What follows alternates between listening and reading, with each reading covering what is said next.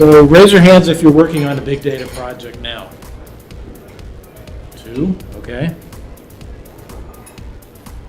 How many of you think big data really is just hype? There's nothing to it, it's just more data like we had in the 70s, 80s, 90s? No hands. Actually, I hear this a lot. One hand, okay. It's good to have a skeptic. Well, we do hear this a lot. People, even in the discipline of people who live for big data, there's still argument about whether it really is a thing. How about this? Is a quality professional a data scientist? Raise your hand if you think yes. All right, good. You're halfway there, I think. This we'll go for a yes or no. You don't have to answer them. Do you know what the 4 V's are? These are one-word adjectives to describe big data. So if you have one takeaway from the meeting, at the end of the meeting, ask yourself, do I know what the 4 V's are now? If you don't, check with me on the way out the door or get my card. I'll make sure that you know, because it's a good thing to have in your mind to rehearse when you're in the project. Am I really in a big data thing? You go through the 4 of these. We'll introduce what they are. So I have a lot of slides. I'll try to go about a minute a slide or so. Stop me if you think there's something you want me to spend more time on. Otherwise, I'm going to stick to that pace. Is that okay? All right. Okay. So here's one of the V's. This is a giveaway. It's the one that you hear about the least, and of course that's the one I have to talk about the most. So veracity is probably not the perfect word for this. We might use a quality word, but because it starts with a V, that's the main reason it works. But for this purposes, you'll see that I'm really talking about big data veracity. That's the topic here. I am for hire. This is my business information, so see me afterward. As one of my jobs, part-time gigs that I do, I'm a blogger for a company that hires me to write blogs about big data. So I'm part of the hype curve. This is one of my blogs about how big data is being used for fantasy football. You probably have, you know about the film Moneyball, right? You probably saw that. Well, Moneyball's in play now for all the millions of people that are playing fantasy football. They're gathering data about their opposition, about the teams, about individual players. I put forth the idea in this blog that we're even moving toward the idea that every individual player is going to be having wearable metrics with sensors on it, and that you'll have every move of every piece of data for all those sensors for every player in the NFL. You know this song, Anything You Can Do? This is from yeah. There's a little cottage industry consisting of building infographics about big data. You know, infographic is that sort of tablet-sized image which you try to communicate everything there is to know about something in one image. So rather than make another one, I stole some from some other people. And this one, I think, is the one that beats all the rest of them. Have you heard of the Square Kilometer Array Project? Yes, you have. Okay, this is, I'm not going to ask you to explain what it is because I don't fully understand it, but it's a better description of the project is down here. It's astronomy. It's still being built. It's going to be a big radio telescope. But the key thing, because you probably can't read it, is that in one day, this machine is going to gather as much data as the entire internet traffic that exists today. Just this one device. They're referring to this as 1 exabyte. So this is like 2 orders of magnitude more than what we're accustomed to dealing with. Like terabytes being the size that you're looking at when you go buy a drive at Best Buy. So some of the infographics that you probably have seen, if you've seen the hype going, I don't know what the most exciting one of these are, but if you can read these, this is 1 minute of transactions on the internet. Maybe this is, some of these Instagram events are interesting to think about this because yeah, that's one picture, but there's a lot of information in every picture, which we don't really think about. This is Intel's version of that. 1 minute, 61,000 hours of music. What might matter for us? 6 million page views on Facebook. 30 hours of video every minute. Okay, so it's a lot, right? Everybody's persuaded?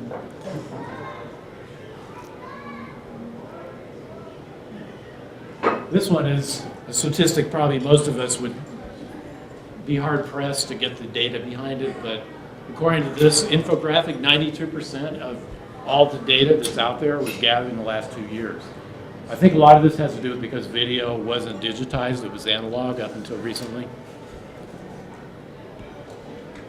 Okay, giveaway for the second V. Now you knew the first one was veracity, right? The second one is variety. We're going to actually have 4 Vs. So variety is part of big data because it used to be when we worked on an IT project, we only had to worry about one kind of data at a time.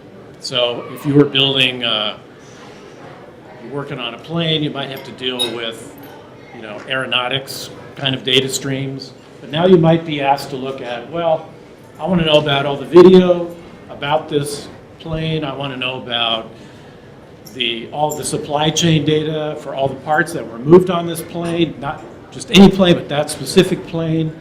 I want all the serial number information that goes into every part and data about each of the factories and who worked at all the factories and everything they ever posted on Facebook and who the owner was and who was the owner before that.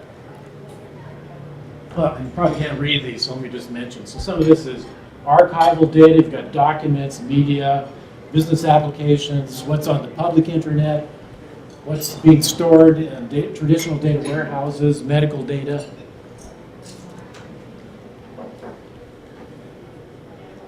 Okay, so we've heard these two. Here are the other two. So volume is the one that comes to mind when you hear big data. You probably are just thinking volume. A case could be made that, and by the way, on the subject of volume, because I probably won't say anything else about that today, volume, the way to think about how to know if your project is big data is if you can't afford to back it up. Because it used to be, you would stand up an instance to run some kind of project, right? And then you'd say, okay, I need X amount of space somewhere to store it. A big data project today might be so big you can't afford a warehouse to stick it in. You have to somehow either make it resilient enough or break it into pieces and store the pieces or put it in tapes and send them off-site. But the idea of having an exact replica of the entire project on a big data project may be a thing of the past. Not true for every project, but it's a way to think about, well, what is big data? Big data is the thing that's too big to back up. Okay, then velocity is the other V. So if you have to leave now, you now know the 4 Vs. The one I'm going to focus on tonight, because I think it's the one that is most relevant to quality people, is veracity. This is off the previous slide. This is IBM's take on what veracity is. You'll see that my view of it is a lot more broad than this one. But I think it's useful to know. According to IBM, there's a lot of poor data quality out there. I don't know where they got this number of it costing us $3 trillion, but it's a good one to throw up. A lot of business leaders say they don't trust their information. The internet has become a place where you're well advised to not trust the information. You really should be looking for alternate sources to confirm what you read and what gets reported, including all the stuff on the slides that I put up. Look for the footnotes, look for the secondary sources. If you're doing scientific research, you want to see if somebody else replicated it.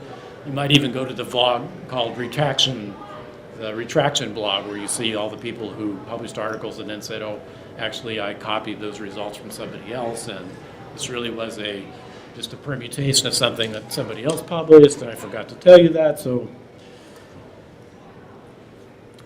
the other piece of the big data puzzle is what IBM calls the smart cities. Anybody seen their ads about the smart city? They usually run this during the NFL season, so you might have run into this. They've got a whole website that the landing page has this photograph on it or this image. And what they argue is that We have to do things smarter with cities. It's not that we're going to go build a new city in the middle of nowhere like we did, what was it, Brasilia, I guess, with a startup city, right? Actually, the opposite is true. Because everything is old, because we can't build it over, we have to use it smarter than we have before. We don't have as much tax revenues to operate with it. And we want to be able to leverage the best practices for how to operate our civic infrastructures across, using best practices taken from across the world. To do that, we need to automate and instrument the cities that we live in. And the other thing is, rather than having static policies, we're going to have policies where we dynamically change things. So we might say we're going to change the traffic patterns, like the speed information on a street for a certain time of the day, and then revert back to an alternate routing. And we might send this information to automated vehicles, because now, of course, all the vehicles are going to have onboard instrumentation. I think one of the graphics here explains that there's 400 sensors already in the cars that are made today. You just don't have access to that data stream. This is a company whose principals I interviewed a while back. I never heard of them. Anybody heard of Streetline? They make sensors that go in the street so that you can tell if there's free parking somewhere. So you could get an app for your phone for it. But the cool thing is, it's a big data application. It lets you in real time know, well, if I'm driving to downtown in say downtown Huntington, how many spots are there on Main Street when we're going to have to park a couple blocks away from where my destination is. Recently, they've introduced it, so now they have temperature and sound sensors along with pressure sensors. They're offering to give this data stream to the city managers so they can use this to look at other data that's going on in the city. They've tied it to in-vehicle navigation, so now you can tell your GPS to go to the spot where this parking spot is that you're going to get. And what's not stated is it can be used for digital forensics. So if you happen to be a crook and you're going to steal something, and you happen to say, well, I might as well take this parking spot, well, now they've got a record of you asking for it, and they know that you're, and so on. This goes to the velocity piece of this. This is a Cisco graphic. I think one of the transformations that's going to affect people in quality is that we're used to this model of design a thing, collect data about a thing, and analyze a thing, and then circle back. The whole plan, do, check, act thing, and a lot of those cyclical protocols that we're used to, they may still apply, but in a different kind of granularity than they have in the past. Because of big data velocity, we're going to have this idea of real-time decision-making, where data is constantly coming in, and the measure of quality is going to be made in instantaneous judgments, iterative measurements, where you're looking at things happening in minutes or seconds or hours rather than days or weeks, where you go back and you collect things periodically and look at it. So this changes, you could say, well, it's the same thing on a tighter time scale, but those of us on the software side of this have learned that big data has meant we had to throw out a lot of software we wrote and start over. Because if you try to process something coming at you that's as fast as a Twitter stream, the old applications like Oracle and SQL Server can't store it as fast as it's going to come in, especially if you're trying to do fusion. So if you think you understand it, it's always good to read somebody who says, no, you don't get it. It's going to be worse than that. So this was published a couple days ago in the Post. He says, this guy, I don't know who he is, but I like this comment. He basically says there's going to be so much data that you need to think about this as though you were entering a data time machine. I think that's a useful way to think about it. When virtual reality was invented, I guess the idea was concocted in the late 80s, early 90s. There was a notion that there would be a way to navigate a data space. And so we've built games around this, but I don't think people understood that we'd be able to go back and use old data, like tapes from surveillance cameras that recorded events that happened 5 years ago. And now we can digitize them and go back and look at them in quasi-real time, sort of play back all this data forward. Oh, this is not coming out very good. Anybody watch the CBS show Intelligence? You did. One? Well, that explains why it's been canceled, I guess. The thesis of the show is that, I didn't know this actor was in Lost, I guess. This actor had the way that the show explained it, a chip put in his head. Forget the chip thing. There's a connection between him and the cloud. That's the way to think about this. So there's a supercomputer center somewhere running at this headquarters in Virginia somewhere, like not so different from the NSA. And this guy has real-time connection to it, plus he can basically architect like an evidence wall in front of him in real time using data that he gathers in real time, plus archival data about whatever the scene is he wants to reconstruct. So when they ask him, well, we're going to go visit this house, and we think some people are in this house, what can you tell me about the building? Well, he can get the blueprints for the building, he can build an artificial representation of the building, he can look at blueprints and identify the best way to walk into the building. And he does this by building basically in the TV show, you see him go to an open field, and then they build this matrix around him that represents the space that he's going to walk in, and then you get to see all of this data that he's gathered. So it's a challenge for the show to try to show how big data fusion is happening, because what do you show? Computer screens, or do you actually show the images? Because some of this data is intangible. So the way they do it is, you see they have these hologram-like representations here. They have a lot of background stuff. They have a big data center with a bunch of people looking at monitors. But it was a good show. Yeah. Did you think that the way that the data was represented, not visually, but intellectually, was accurate or reasonable at least? Yes and no. You know, mostly it was good. I think if for the purposes of an entry-level introduction to big data, like what we're really, in this discourse here, we're really pursuing, I think it was fine for that. If you were actually going to do it, there's a lot of really hard problems that they gloss over that, no, it really would be a lot harder than that. Yeah. Well, and also the plot, it was an adventure show. So the computer aspect of this and the rendering and the data retrieval and all that was maybe 10% of all of the airtime in the show. So, and the rest of it is chase scenes and shooting and the usual stuff. Canceled. Was canceled, yeah. So this is the San Diego Supercomputer Center, and I was there a couple months ago. I think this is interesting just because this represents the future, only it's going to be cheaper. So this is what millions of taxpayer dollars pay for now at the San Diego Supercomputer Center. But what's going to be here 5, 10, or less years from now is we'll have it on our wrists or on our phones or in some other wearable technology, or very possibly all of those things. So this probably looks like a board from the 80s, and it could well be, except this is static RAM. So one of the transformations that's happened is the real-time data processing is now happening because disk drives are going away. So I think this was a 2011 Serica 128 gigabyte static RAM board, and they have a lot of these in the computers that are here. It's being used in San Diego for things like climate simulations, for cancer genomics. To give you an idea of the scale of this, they have 5 or 6 supercomputers installed in the computer room there. This is just one of them called Gordon. It has 16,000 cores on it. This is bigger than what Google has in any one place. Google has a number of data centers that are about this size.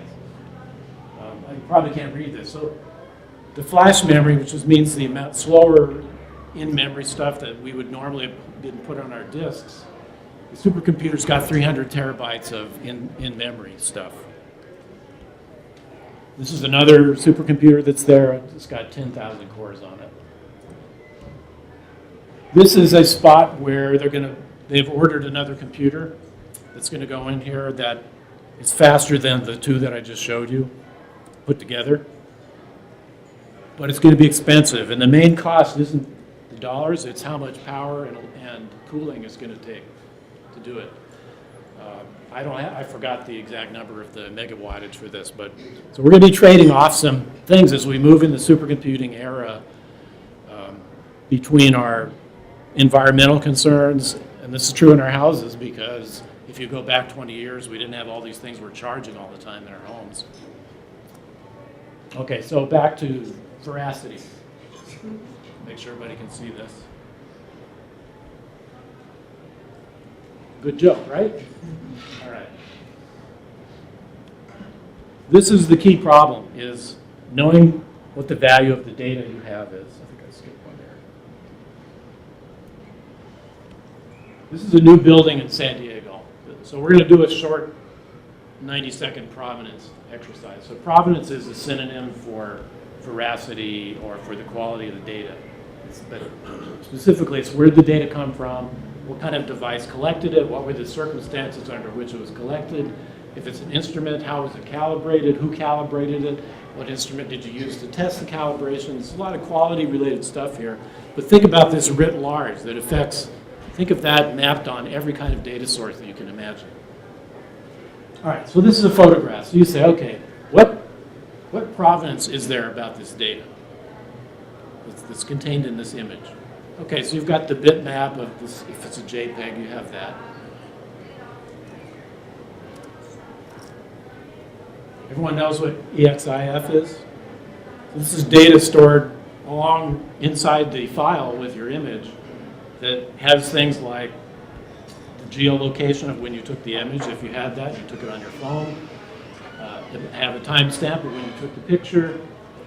So I'd have a lot of other things, but I think what people are not so aware is that in that photo there was a whole lot of other data. You could see how old the plants were at the time. And that feature can be extracted already. This is not a future thing. You can extract, well, the plants aged from, because you might not have the data information. So we're going to use the age of the plants based on a later photo to timestamp the picture. There's vehicles in that. We might be able to trace the movement of a vehicle and know if there was like an attack on the building later. We can look at atmospheric information. We can fuse data from infrared sources and satellite imagery to go with this picture. So when you look at a picture now, you got to think of the provenance as not just what's in the picture, but what else can be revealed from it.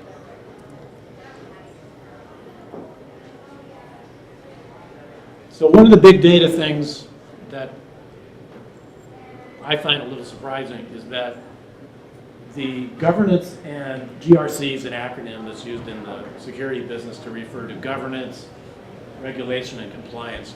But to do that means doing a lot of logging and auditing.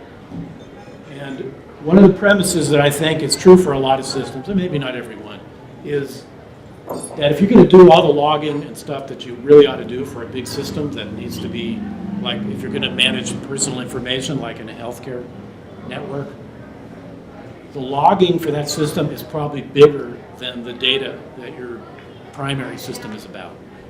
Because now you need to audit everything about all the data that's coming in. And that's a big data project. Yeah. Just a small thing, I think it was yesterday or today, I read it, that the cameras in your telephone, the noise in it can localize which camera took it with a 90% accuracy. Didn't know that. That's a good one. That's provenance. So what do you suppose means if you built a system and you didn't realize that you needed to do all this? Well, that's a big problem, because most of us are dealing with legacy systems that were built before the big data era. And they were not architected to do that. In fact, the idea of even keeping logs about things like this, like logs about web logs, like on a web server, you've got all this traffic that's going with it, but logging about the log, because now the log is a primary thing for people who look at click streams. How do you log where the data came from that entered into the log? Well, that's another log somewhere. This is an old screenshot, but this is an example of sort of provenance you have. Back when MySpace was big, I got this email that said, oh wow, Van Halen accepted my friend request in MySpace. Well, no, it wasn't Van Halen, the musician. It was somebody using their name. But that can happen, right? This is a quality problem. So you probably can't read this. Is everybody here during Sandy, somewhere in New York?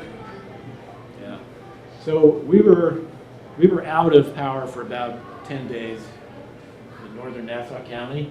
We got a text about, I think, 4 or 5 days into it from LIPA that said, service at your address has been restored. If not correct, call us. My wife was going to kill somebody, I swear to God. She lost it because, of course, it wasn't. We didn't have power for another 5 days. So this was a provenance issue from a number of perspectives.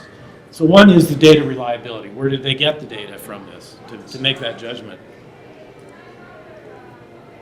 There's variability. Maybe somebody told them, well, we're working on that street, but these are handwritten things on charts that maybe got faxed in from somebody in the field, or it was probably phoned in because they might not have had power either.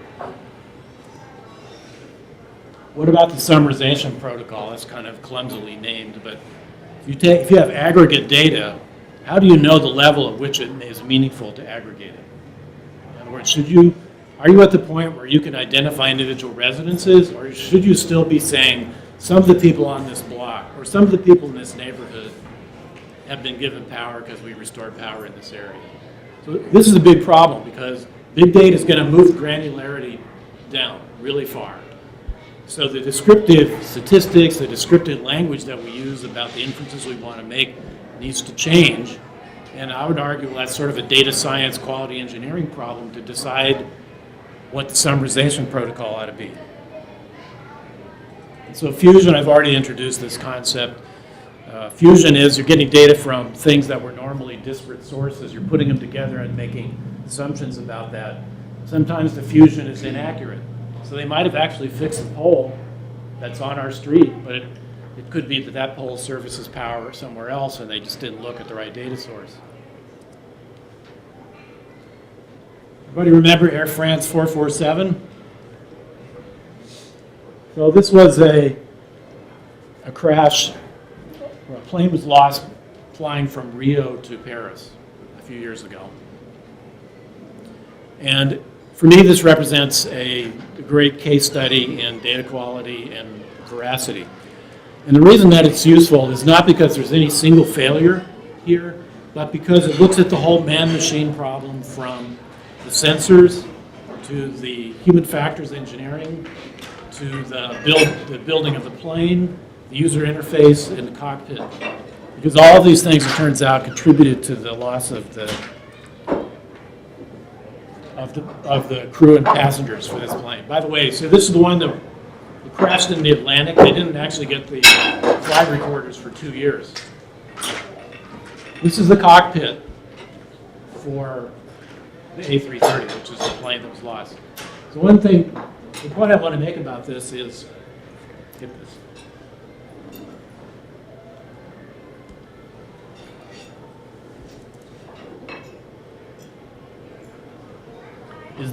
That's the user interface for the pilots. All that stuff with all the dials and everything. That is now going to be something you have to build. So you build a big data system, and you're the analyst. You have to architect something for yourself that's the equivalent of that. It doesn't have to have lights necessarily, but it needs to be able to give you indicators when things fail, indicators when things are working normally. It needs to identify exceptions. It needs to say, this is not important. Don't worry about this, fix it someday, or this is really bad, you better do something now, and everything in between. So the onboard computer software for that airplane has a mode that was built by people that wrote the avionics software called Alt-1. What Alt-1 does, it's not keystroke in Windows, what Alt-1 does is basically change the mode, the behavior of the aircraft and the controls back to a different set of functionality. So some things don't work anymore, and other things are only going to work up to a certain point. And basically, it's the software saying to the pilots, I'm not going to be able to do what I used to do in autopilot. You're going to have to do some stuff you didn't. So what happened was they got to a certain altitude, some ice froze these things called the pitot tubes. on this plane, and things stop behaving properly. So if you're the pilot, you get into the turbulence, you go into Alt 1 mode. Some of the readings you're looking at are wrong. Some of them are right. And you think about, okay, what did my training tell me to do? What did the simulators tell me to do? So I would argue this is a big data problem, or stated differently, big data problems are analogous to this one.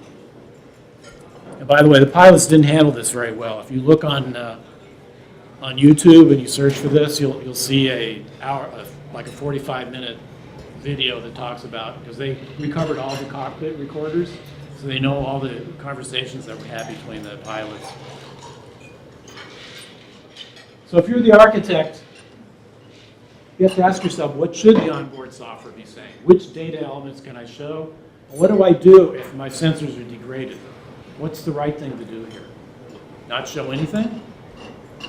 So you're on your own? I don't know. I don't know whether up is down and down is up anymore. I can't tell you how fast you're going. I don't know what your altitude is. Sorry, you're on your own. Or do you give them some information and say, I don't know, this might be right. Well, that's the problem they were faced with. We're looking at real-time data streams, unlike this Malaysian airline crash. At some point in time, we're going to have continuous streams between air and ground. We'll have the question being asked of the ground operations as well. What should they have done in a case like this?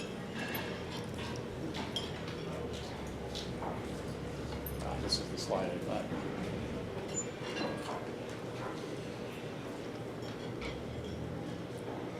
So,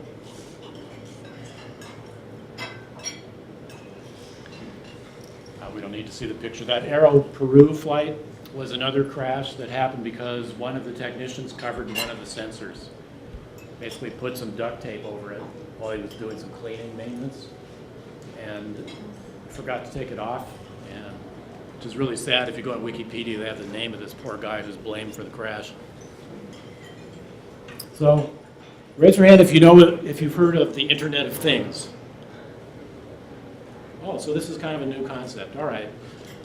The Internet of Things is what Cisco and Intel are calling the fact that everything is going to be networked to each other. And mainly we're talking about machine-to-machine communications. So you look at the world around you, it's smart buildings, it's smart sensors in the pavement, it's medical device sensors, it's handheld, this is and that's, everything but people.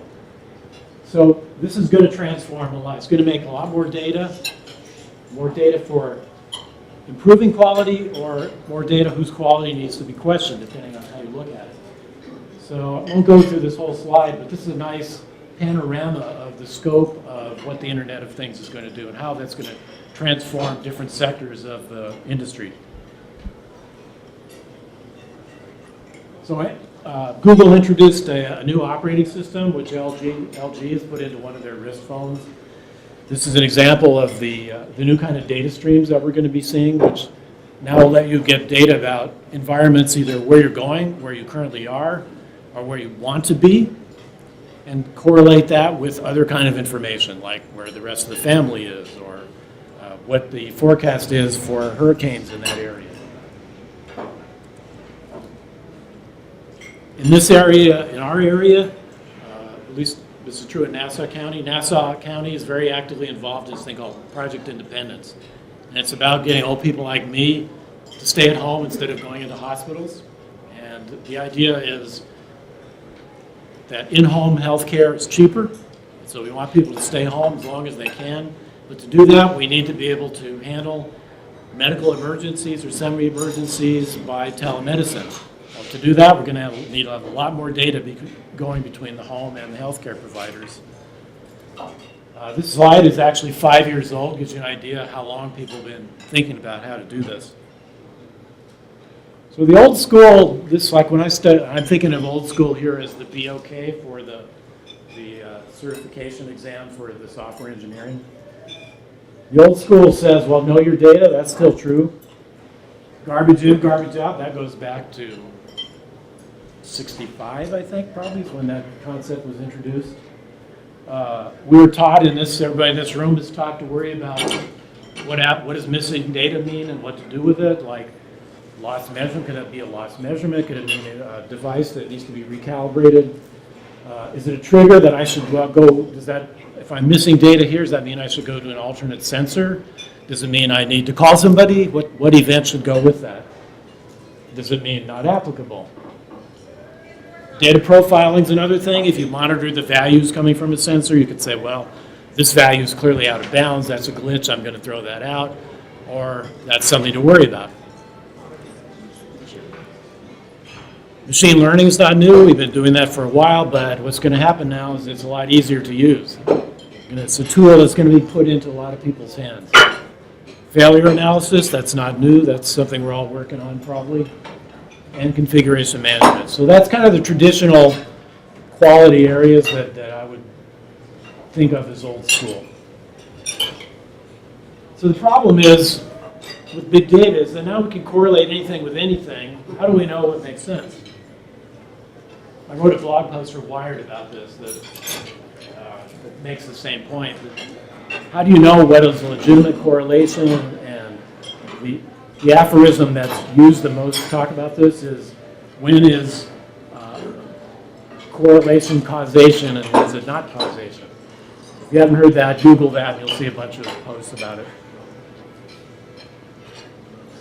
So I would argue that a lot of this doesn't get reported right now. A lot of the quality failures are under the wire, and these are going to become surfaced by big data. So some things that are going to change in the new school, i.e. the new school is the big data school, right?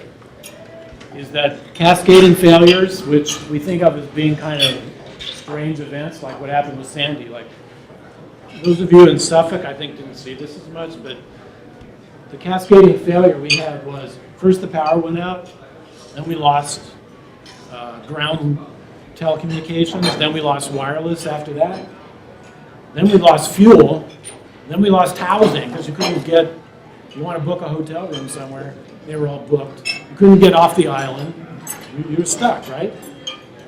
The thing is, if things move to the cloud and become more interdependent, machines are all talking to each other, we now give these semi-autonomous programs ability to operate on their own. And the risk that we have is that there are cascading failures now that can happen that we don't anticipate. So this is a big data problem and it's a quality problem. We have to remember that, this is a truism, this maybe could have been on the old data slide, the old school slide.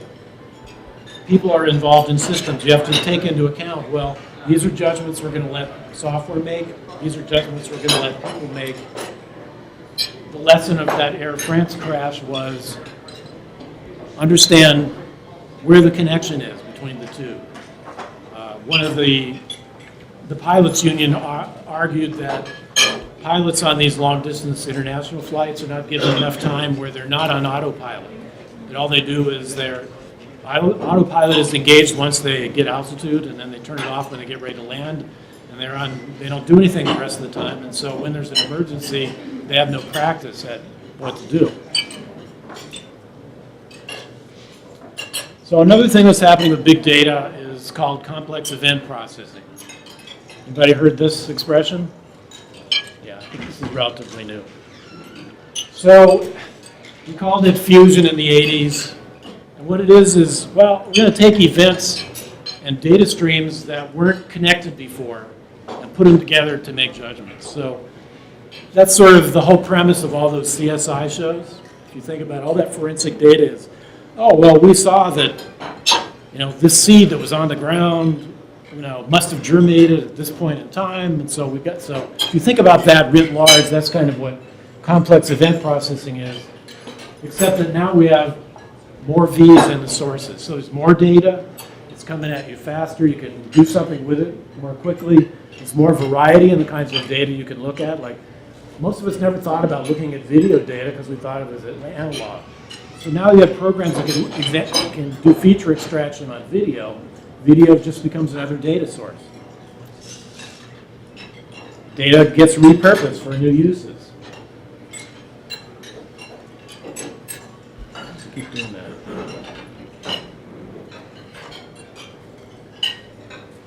So this is a key takeaway from the meeting is a long time ago when I was doing work in experimental psychology and we had subjects, and we had the subjects coded, and we had to protect the privacy of the individual subjects, right?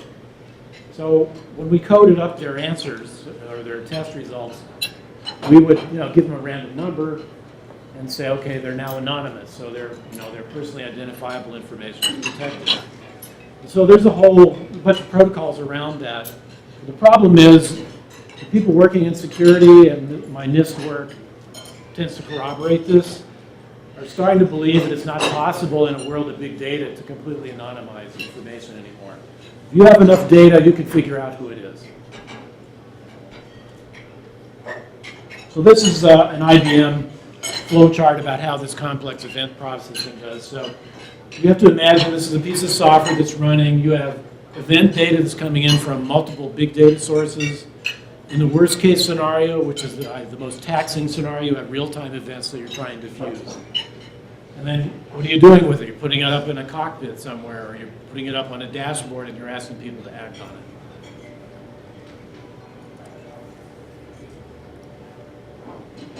Some of you might have seen this. This is Twitter messages that referred to flooding during Sandy. So this is a complex event fusion. Basically, you have Twitter messages that were never intended to be used to measure flooding, right? So what you do is you correlate the geography of where the tweets originated using their IP addresses, and you plot them against the location, and now you see, gee, what do you know? This red spot in here, that's us. I'm not sure how useful it was in the real time, but it was a useful post facto analysis. The other quality challenge has to do with resilience, and you'll see a later slide on that. This is a power grid in San Jose. Anybody hear about this event last year? So some people understood, somebody really smart understood that there's a lot of interconnected pieces in our power grid. And if you decide to take out one of these generation stations and relay stations, that you can cause a cascade of events. So what they did was just drive up the perimeter and shoot up a few key components with a rifle and took out the station for about 12 hours. So there's a lot of worry about protecting our infrastructure, but for the purposes of this, what I want to show is that if you think about all the sensor data that's coming at you, if you had instrumented all this, you have to be able to fuse all that and understand what happened. Was it an internal failure? Is it an attack? Is it something I have a baseline for? How can I do reasoning with the information that's coming from the plant? I'm going to skip over this slide, but big data for security and privacy means that the attack surface, this is a buzzword in the computer security world, the number of points of exposure at which you can be attacked is now much bigger because big data is big.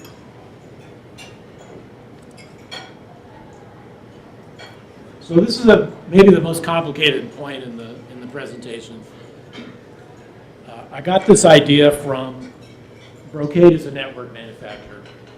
We were giving a talk and he said, big data is really about copying instance. Now I have to make a little aside here and explain what an instance is. So this is an information technology expression.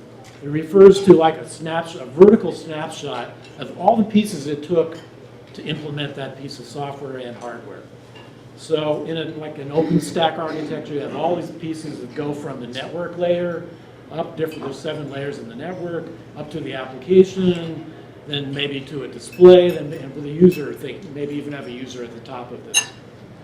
So what John said is, big data means if you want true provenance, you have to get a snapshot of the whole thing.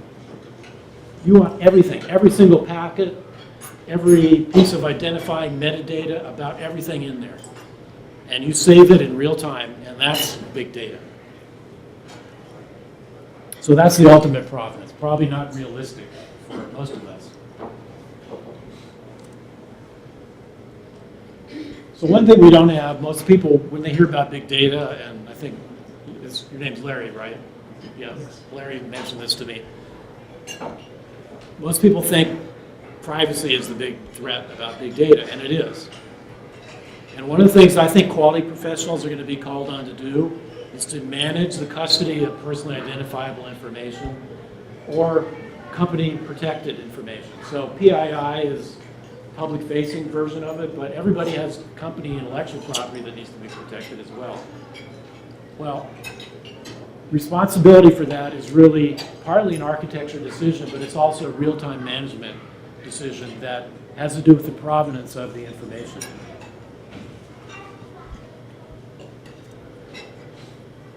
So when you think about big data and quality, you should also be asking yourself, should I be using big data in my quality tasks? Because chances are, if you have the resources to do it and you can make a case for it, you probably should be getting more data than you have.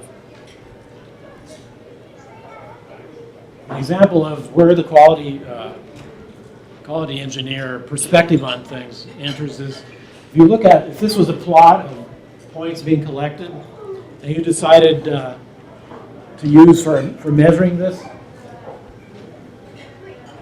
a mean, you're going to have a problem, right? So this is in our training. We get this, right? But this is not generally understood. So if you think about this problem, this small problem, as being writ large across multiple streams of information, now you have responsibility for making these kind of measurement judgments across all the data sources that big data is going to be throwing at you. Anybody know who this is? Yes. Yeah. Right. The former head of HHS. Yes. So, and why did I put her up here next to change management? Oh, because the website is mentioned. Yep. Not just that, but she had to implement the whole law.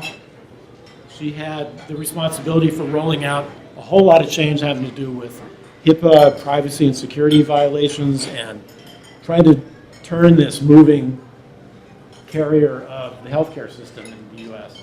So, whether you're Republican or Democrat, this is a tough job. I would not have wanted this job.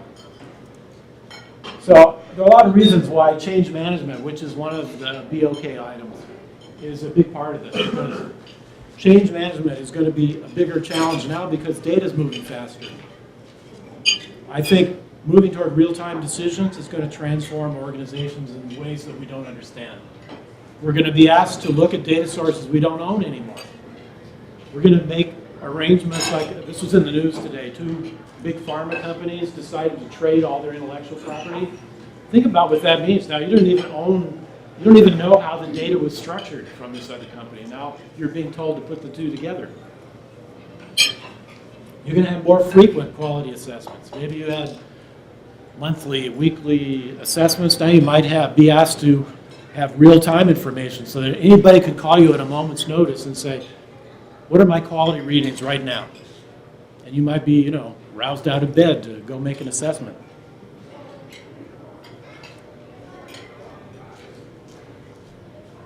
So here's some before and after slides. I'm going to wrap this up in about 5 minutes. Before, we used to be asked to measure groups of people, entire assemblies, not the components in assembly. After big data, you're going to be asked to measure every individual person. So if it's customers, you're going to have to look at every individual customer. If it's machines, you have to look at every component. You're going to have to get RFID tags and trace provenance and manufacturing data at a level of granularity that you weren't responsible for before. This changes the granularity of the quality processes.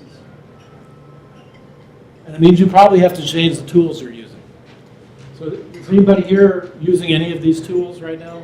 Tableau, Splunk, or? Great. So, excellent. So, and I'm not selling those. Those are just 3 commonly used. They used to be called business intelligence, but now they're the front end to big data sources. So you can stick one of these tools and produce charts like this. This is a Tableau promo thing here. By the way, these visualizations are kind of old school. New school visualization in big data is going to be 3D real time, just like in the intelligence thing. That's why the CBS show was ahead of its time. this is today. What the show had was a little beyond what Tableau can do today.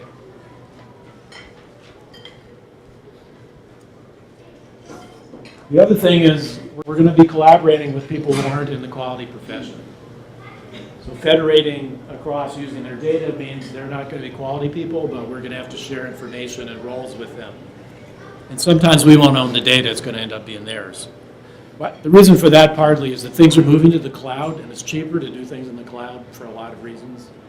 When you do that, if you get past all the security issues, you now are going to find people in the cloud that you can communicate with easily that you couldn't before. So there's going to be business drivers to connect things up in the cloud. And when you do that, you're going to say, all right, well, we're going to make a trade-off so that somebody else can look at my data for this purpose, so that someday, now or in the future, I can look at their data.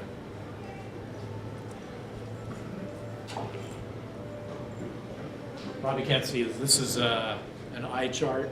What happens to your eyes when you get older if you have hereditary vision defects? So I'm thinking that big data is going to change our sort of orientation about quality from defect detection and avoidance to resilience hardening. Yeah, we still have to look for defects, and that's still important, but really now we're going to become responsible for identifying trends, understanding when things are starting to fail, or when things were produced in a way that's going to cause failure, or when people are using them in ways that could lead to failure. And all of that is going to move us in the direction of resilience hardening. Resilience is going to be the key calling card for the trade rather than, well, we keep you from making mistakes. So the before of that is we would get structured data from instrumentation or from the ERP system or the supply chain somewhere, and we could do some mining of that. But in the big data world now, we have data that comes in from all those places still, plus unstructured sources, and that's being put into storage called Hadoop. And most of this talks about big data. You end up talking about Hadoop because that's the big open source tool where people stick the data. I don't think it's so important to know that. So if you say, did the guy talk about Hadoop, you can say yes, but it's not that important. What is important is stuff that goes into Hadoop doesn't have rows and columns in it. It just is all thrown in there, and you figure out how to read it later. So in the new world of the big data, you're going to have both structured and unstructured data. You're going to have natural language things, and you have to figure out how to put them together.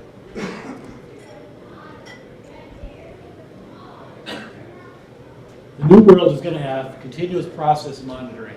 You're going to have real-time data streams. We're going to be building systems with failover, more redundancy, more self-correcting.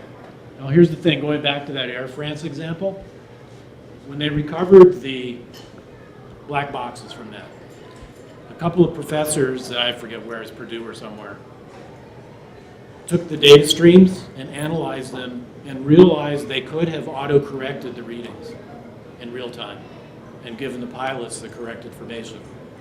The problem was there was no auto-correcting algorithms in the displays at that time, so they had no way to do that.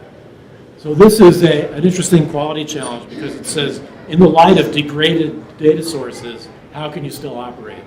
What should you do? Should you shut down, throw up your hands, say, stop believing what you see? Or should you re-architect the systems? Or should you, many options are on the table for that. But I do think it comes back to quality. Other disciplines too, but I think it's a key one for quality. Okay, so don't try to read this. This one is like a survey of all the things that I think quality people, so I'm going to read just the bullet points off of these for you. So we talked about analytics, we talked about the Internet of Things. Healthcare precedents, this is going to be new mashups of healthcare requirements as we dehospitalize our world. Security and privacy is going to create new opportunities for quality engineers that don't exist today. Big data actually is one of the big growth areas for security. There's a new startup in Santa Barbara called Last Line. And Last Line is a cloud application. They don't even put any tools in your network. All your data goes to the cloud. They look at the data and they tell you whether you're being attacked. Temporality is a new concept. I mean, not a new concept, but It's going to affect things that we do because now the whole concept of data getting old goes away. All data, think about this, all data now stays around forever. From now on, we keep everything. So the idea of a product life now changes, right? We don't even have data for things we made. Like in Tucson, where I was born in Tucson, there's a museum there where all the old planes go. And they park all the old planes that were built for World War II and before that. And JFK's Air Force One is there. You look at all these planes, and look at all the engineering work that went into that, building all. There's probably some really clever design ideas that got lost in there. But now, we're going to have all the data for everything we make from now on. If we choose to do so, we'll have data for that. So metadata is, we all have been introduced to this by the NSA thing. But metadata is an important concept for quality because metadata is the way you connect up what you do as a quality person to what the domain expert is. So if you're working in aerospace, it's the person who knows how to fly the plane and build the plane. You're going to learn some of that, but you're not the expert. If you're in medicine, the research clinician may be the person who understands the cancer oncology. You're doing some other side issue with that. What metadata is, the way that you can connect up your systems to theirs, because metadata is an internet, or if you want to think of it as an intranet of the concepts that are involved in that domain. So an emerging, really interesting topic that's left out of the NSA conversation. We talked about cloud computing and CEP and configuration management. So the last thing is about provisioning. So provisioning is in information technology. Think about this. When you were first hired on at the last job that you had, and you went to HR and they said, okay, here's your badge, and we'll set you up with an email address. How soon did you get your email address? Last job I had, they didn't get it to me for days, even though I was in IT. But so provisioning is a big problem. So if you had to say, I want to do a big data project, and I need 12 terabytes, and I need a 128 core resource, and I need access to streaming data, how long is it going to be before, even if you had the attention of your IT group, how long before they could do something like that, right? Okay, this is going to change. Big data is changing this because, and Amazon is the leader of the pack for this, but if you want to see what the current state of the art is, Google Puppet. So provisioning is a way of, they call it standing up, this is a military thing, creating instances with all these resources using already in place hardware and software at places in the cloud that Amazon owns. And it'll create an instance that has all of that, all the software in it, architected with the security you want, with the privacy, with all the user accounts, and it's done. And not only that, they'll stand it up and they'll take it down when you don't want it, and they'll only charge you for the time when you used it. And you can automate this. So think about it. Your requirements engineering now can be part of a continuous pipeline that all you have to do is say, okay, go ahead and bill me, Amazon, and now you've got it. You have a resource to do a big data project. All right, I'm oversimplifying a little, but that's where it's going. All right, another unreadable chart. This is from Gartner, second to last chart.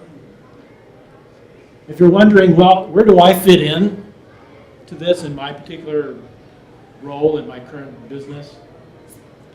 This is a way to think about it. This is just marketing, but what Gartner has done here is to think through all the aspects of marketing and say, well, let's see, that's connected to mobile messaging, or how I manage digital assets, or what I do with email, or my A and B testing when I try to decide what the effectiveness information is, or augmented reality, which is an emerging area in computing, or what I do with the census and panel data that I have from marketing.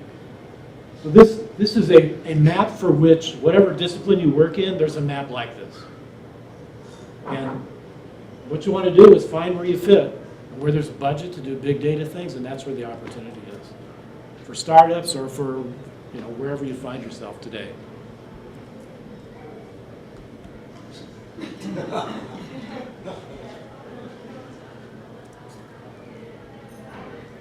So here's the question, will big data improve quality? I don't know, that's a thought question. It might not. And the reason is, a lot of things are happening at once. Some things are going to get better, some things are going to get worse. The volume and variety problem is going to get worse. Can we manage it in a way that makes sense and that's not going to cause any catastrophic failures in the meantime? If you look at the Target thing and some other things that have happened over the past 6 months, never mind the Snowden affair for the political aspect of it, think about what it means that we spent all this money in the Department of Defense to protect information, and one guy can steal everything off a SharePoint server? What does that mean? So we already have problems with the existing architecture. We put all this new data stuff on top of it. We're going to be running some risks. But we're going to collect data at the same time. So maybe we'll have access to how our personal data is being used that we don't have now. Most companies do not have portals that tell us, this is what I know about you, this is how we're using it, so you could fix it. Because a lot of the data is going to have errors in it. Anybody ever try to get your credit data corrected? It's not a trivial affair. Here's a question, will there be more work for quality people? You know, why aren't there 300 people in this room instead of 30? I don't know the answer to that. I think this is the right profession to deal with the veracity problem. Why? Well, because it's the closest thing to our sort of roots in the traditional measurement and variance, and the fact that we have to deal with this man-machine interface in a very systematic way. So, I don't know. It's can we sell ourselves into this new space? There may be an opportunity there, so I don't really know, but it's something to think about. So you can think, well, I'll either be lost in big data or be part of a disaster or be able to prevent one. Okay, I'm done. Any questions?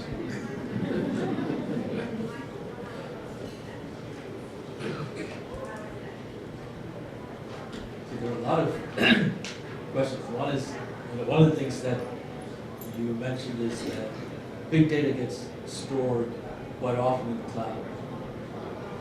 But the clouds are so insecure. So security is a big concern. Who owns the cloud? Are there any regulations, any rules that protect us from how data is used to the cloud? Right. So the cloud's a big concept, and it probably is good to leave that question unanswered, but I'll give you an answer anyway because I work in the space. So the National Institute of Standards and Technologies has a Cloud Security Alliance group that they initiated. It has standards for what's supposed to be done in the cloud to do the protection. Does the particular utility that you decide to use do that? You have to see. Different providers provide different levels of protection. There's a lot of competition right now with small companies to try to do that better, to give you more security about your data being there. But yeah, but it's sort of that the horse has left the barn with that one. And with Facebook, we all have said, well, it's gone. Nobody's saying, forget it, close down Facebook. Would you say that as big data is integrated more into aspects of our daily lives that impact everybody all the time, that the boundaries between big data, what is and isn't big data, it's kind of a continuum. It's not a borderline, like, okay, here's where big data starts, you can't store this in a warehouse. That it's just it's like one of your charts. Everything is really integrated with everything else and becoming more and more so. Right, increasingly. It probably is more, I think most of us don't know how fluidly connected things already It's are. like Sandy or something. Sandy, or if you try to get your own medical records, that's my other pet peeve is, if you go to your insurer right now or to the hospital to launch, and say, can you give, by the way, they're required to give it to you in a form that you ask for. Right now, they mainly will give you a PDF or a printout. You can't put that into your own electronic medical record. So you try to have your own medical history on a stick that you own, not the insurance company, not the government, that's yours. And we're not there yet, which is ridiculous. It's ridiculous. So yeah, the boundary there is By the way, I ran into business ran into a company that, and you kind of alluded to this, put sensors all over a senior citizen's home and can, for a fee, a monthly monitoring fee, like a central station type fee, let you know when there's changes in patterns, like toilets not being flushed or sinks not being used. So it's kind of the big data version of I've fallen and can't get up. Yep. It's going to be the future. See, one of the things that most people don't realize is that we have completely given up our privacy. Now, there is absolutely no modicum of privacy. If anyone thinks that they have any private life or things that someone else doesn't know, it's a myth. The good thing now is that all these data sit in silos. So, for example, there's someone or a group of companies who know exactly what medications you take or how often you go to the doctor. So that's sitting in a silo. Now there's another silo where, a company knows exactly what kind of emails you sent to who, and all of that. And then there's another silo where, a group of companies know where you're driving, where you've been, where you're going. The problem is that now they're all sitting in silos. Now, very soon will come a time when these barriers disappear, and once you start putting all this data together and connecting the dots, you don't have any privacy at all. I mean, and how do you secure that? My take on that is we're waiting for a crisis. This is how we operate in this country. When this sort of thing happens, we wait until something terrible happens and then we do something. I don't think it's happened. There was a crisis in the 90s. There was a woman in Atlanta who was identified out of a supposedly anonymous sample. Somebody quoted her and they were able to figure out who it was, and they published her name and everything. And so there were some changes in AOL and some other systems that there'll have to be some incidents like that. I think, on a serious note about this, if you're really concerned about your privacy, one of the best things you can do is put out erroneous data. It's possible to do that. Yeah. Yeah. And that's a very good idea, and as a suggestion, but a lot of times when you go to a website and you sign up, they ask you questions. What's the name of your first pet? What was the first car? You've got to make up things, because otherwise, the whole world knows everything about you from your childhood. I mean, so it really goes back to that. And if there are websites that ask you for your birth year, make something up. I mean, I do. I mean, it's how feasible is that process if now with big data the idea of garbage in, garbage out doesn't exist anymore? You can still get good information if you're processing negative amounts of information. So it's almost impossible. Well, I think it's going to be, over the long run, yes, that's true. It's eventually going to be difficult. But do you remember the terrorist? There was a guy that was the shoe bomber. One of these. Somebody help me remember this. But one of these guys was on a watch list, but they typed in the name wrong. There was one character was wrong in it. So the thing is, there's always these elements in between where a person or another system is involved, and the two have to interface. So if the person who does the fusion software doesn't do a robust enough join, when you take these variety of sources together, you can't really connect them up, and so you could have a fail there. So that's a way of hiding, if you like, just by having system failures and erroneous data that prevent you from doing the matchups. So what's the value then, would you say, of having, like these CSI type shows posit that, well, there's all this data and it's innocuous, but it's the genius who can connect the dots and interpret it. Yeah, those people never worked in the quality space where we have to deal with failure. That's the thing here. I think there's an orientation about this way of looking at it that we bring to it that they can't. We have a skeptical view about this. We kind of always are seeing this light and dark thing, and we just always look at that, right? There's the correct data, there's the incorrect data, there's weak designs, poor designs, and we're moving in that space comfortably. And that skepticism is what's needed. So yeah, I don't enjoy that show. I like the intelligence thing, even though they did the same thing, because they showed that fusion process happening in real time in a way that was, wow, that's what we're trying to do. You know, it's like just a little beyond where we are with that today. Even with all of NSA's money, they still can't do that yet.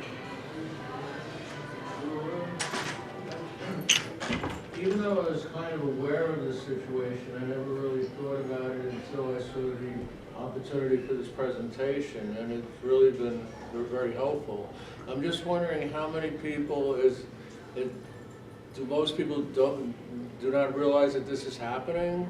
Is this something that people are becoming aware of more and more?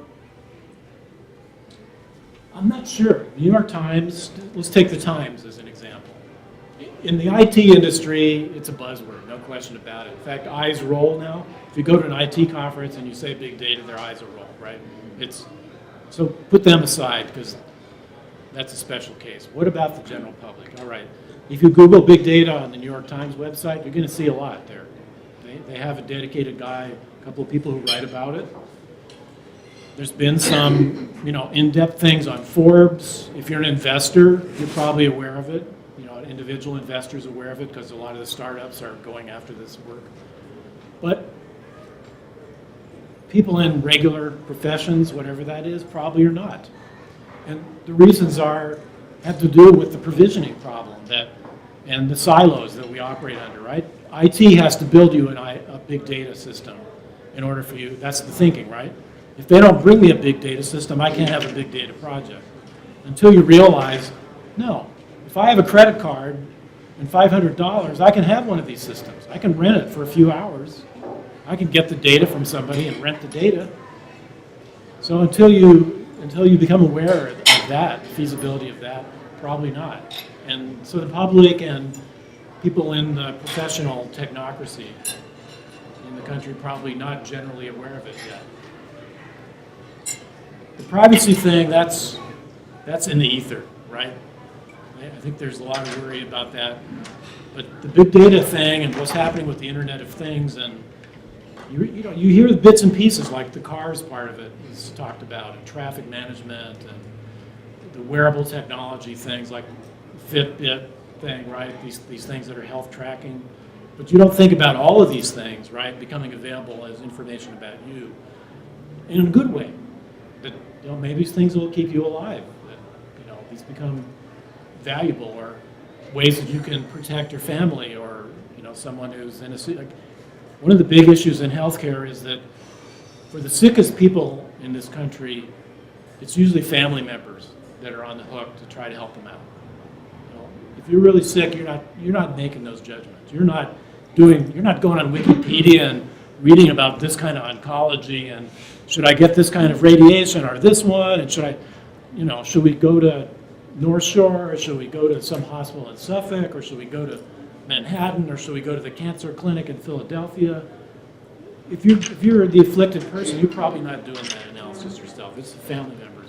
So for family, all of these data streams, they become a way for you to hook in. Where you weren't involved before, now you're really involved. And so I didn't have my mother's no longer with me.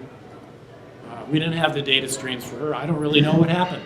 She had some kind of heart incident somewhere between the hospital and when she got home. That's all I know. I don't know anything. I don't know what the measurements were. I don't know what the EMTs did. I don't know what the hospitals did. Think about it. If you had all that data all the time, and you're responsible for somebody you care about, this is a big transformation. So, it's going to be a trade-off.